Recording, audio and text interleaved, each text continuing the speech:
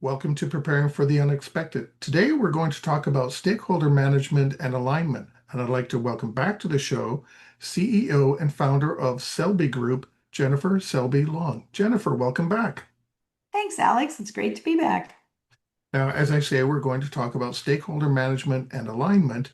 So let me Mhm. just ask you the most obvious question that I think some people really don't get.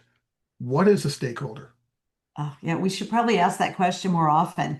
How many conversations do we have where they go sideways because one person is defining one person as a stakeholder and the other is defining another person as the stakeholder?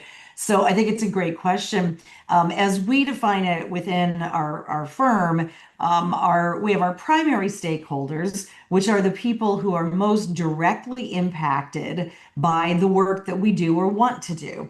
So again, I've been using a lot of cybersecurity examples lately, but if you're in cyber and you want to push something that is going to mitigate some risk to the business, your primary stakeholders are probably your business unit heads because they are the ones responsible for the P&L for their units that you're about to take a bite out of with your expense. And so that would be a primary stakeholder. But there are also secondary stakeholders, and that's where I find it's easy to forget how important a secondary stakeholder is.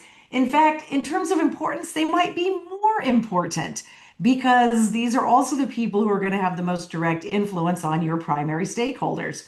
So your business unit head might not be too terribly excited about sitting around with you talking about risk mitigation, but and threat landscapes and all that jazz. But perhaps one of that leader's direct reports is interested in that. They're the one that's going to have to lead execution on their end. So they're only secondary in the sense that they don't make the budget decision.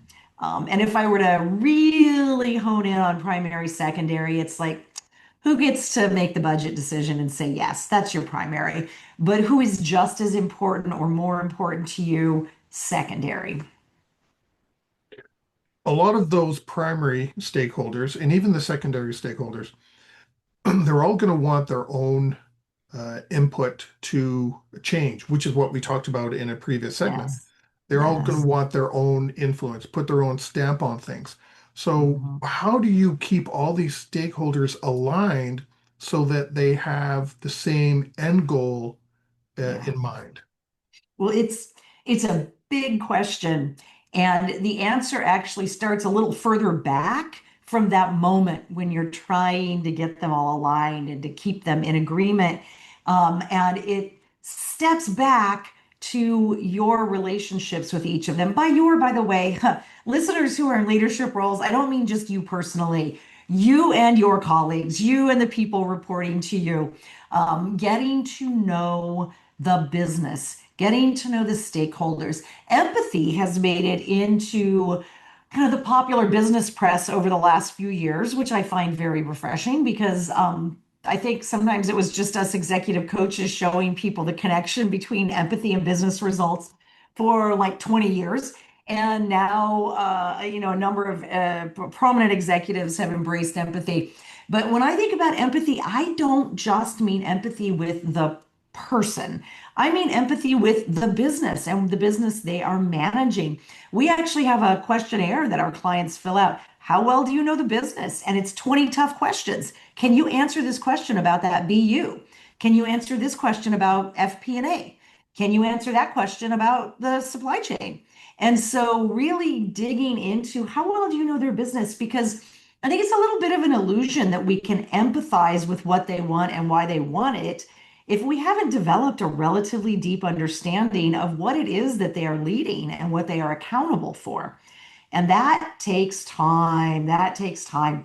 I think one of the most wonderful tactics for that is, well, two really. One is just reach out to whoever your peer is in each of those organizations and say, you're super busy, I'm super busy, but can I just have half an hour? Because I want to understand your business better. And you're the person who can answer these questions better than anyone. It's about perspective, not facts.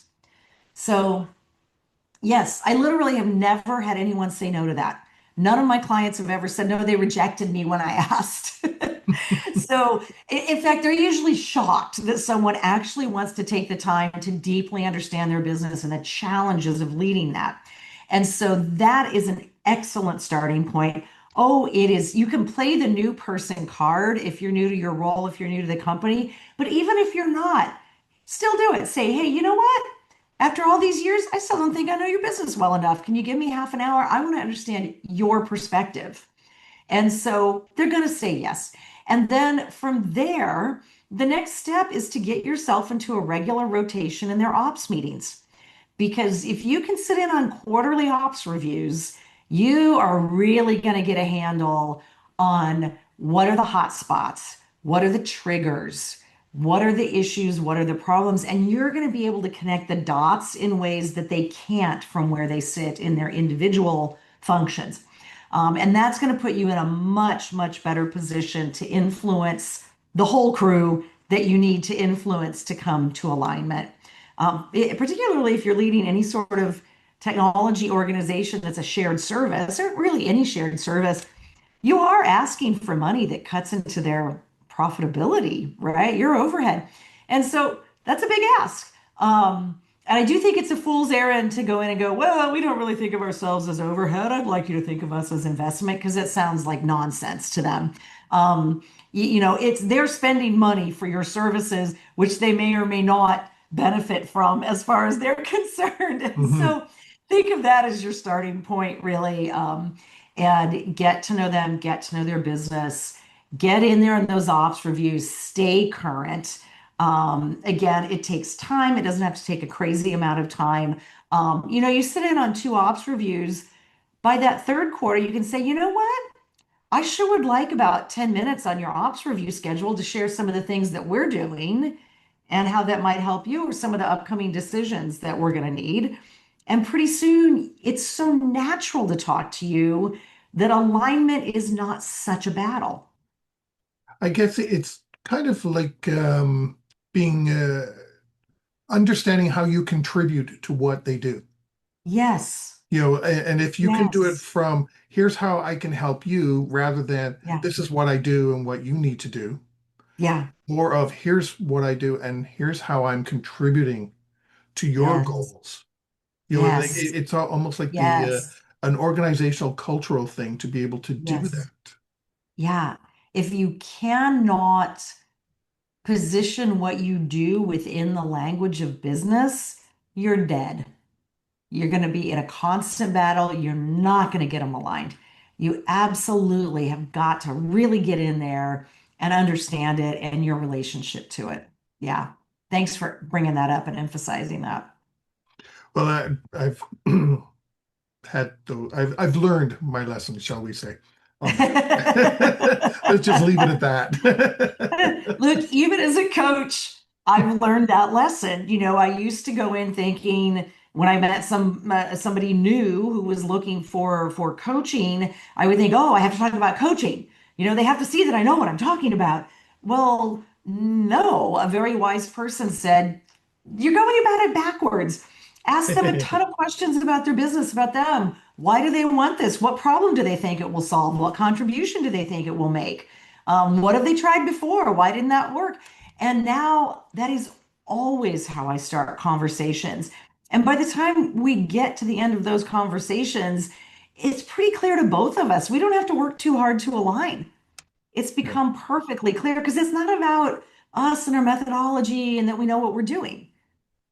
right. It's they care like I have a problem, can you solve it? Yeah, I have a yeah. risk to my business, can you help me mitigate it? Well, one of the things that we had in our notes here that I wanted to ask you about is a lot of times change and some of these making stakeholders ensure that they're aligned is mandated through policy or something Mhm. else. How does that play a part? Should it play a part? Or is it just a Yeah. tool to help align Yeah. people? Well, I would say, first of all, so much of that is beyond your control. Um, you're working in a bank, that's a heavily regulated industry. You're going to have a lot of mandates, you're going to have a lot of laws. Um, it's going to be so much a part of what you do. it's just, it's a done deal. Even if you wanted it to be more like collaborative and we make our decisions together, guess what? You don't get that choice, right? It's banking. On the other end of the spectrum, I have a client who went from banking to technology, and he said, Jennifer, this is like I finally understood. They want Department of Defense level security, but a college campus level of freedom. And so his journey there became about that education. It's like we have to pick some trade-offs here between them. And so I think that an awful lot of how much you are going to lean on policies and mandates will depend on how heavily regulated your industry is. If you're working in an industry that has very, very light regulation, you're probably going to have to be pretty light on policies and mandates. People are going to bristle at that.